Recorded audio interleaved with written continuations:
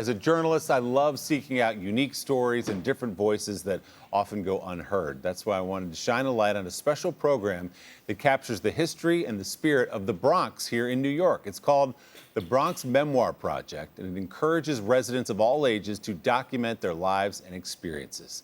So let's welcome Jesús, the executive director of Bronx Council on the Arts, and Vinnie, who is one of the writers. Good morning, guys.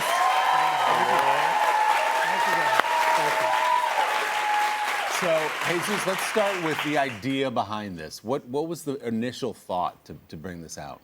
Well, first of all, thank you for having us on the show. We are celebrating 10 years of the Bronx Memoir Project, which is a series of free writing workshops for Bronx writers of all backgrounds, ages, and experiences to come together in a safe space and tell their own stories in their own words. The program offers workshops in prose, essay, and really allows participants to reclaim the narrative of what it means to live in the Bronx, to grow up in the Bronx, and tell those stories in their own words.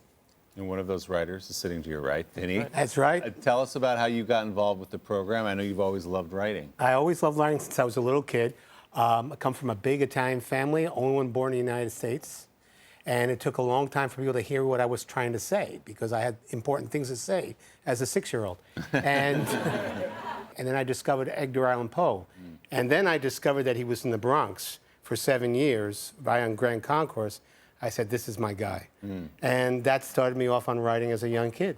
So, Vinnie, what's it like being in that space writing with other Bronx residents who understand the place the way you do? Oh, it's the best because your own experience is so translatable to other people. And then when you hear young people, people that are like 20 years old, that could be like I don't have any grandchildren, but people who could be your grandchildren's age have the same doubts and fears and misgivings and have the same poor relationship with their family and their same experiences with bullying and their community disappearing. It really makes you feel like you're not alone and you're being heard.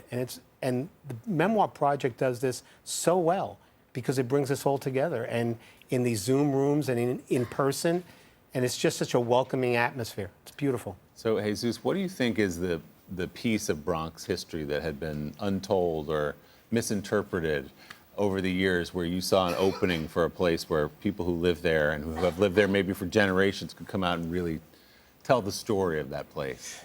Well, I think the Bronx has a history of being under-resourced and underrepresented. And so what we're doing is giving a platform to writers like Vinnie to tell their stories, stories that I think are being forgotten or are being told in ways that are quite sad, frankly.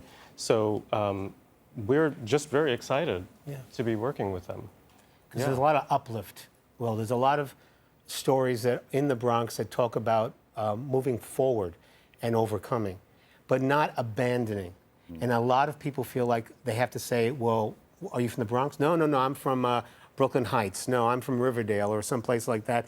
And it's like, no, your experience, whether you're from Arthur Avenue like me or Mott Haven or Soundview or any other part of the Bronx, there is a rich rooted history that needs to be understood and told and talked about. It's well said. Jesús, yeah.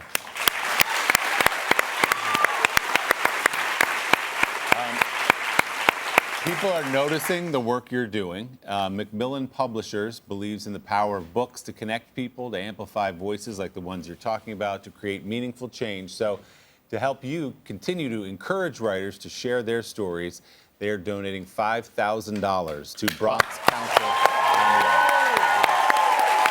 Thank you. Thank you. Well, Excellent. Thank you both. Thank you so much. Such a pleasure to meet you. Thank you. Thanks, so Vinnie. much. And keep writing. Keep writing.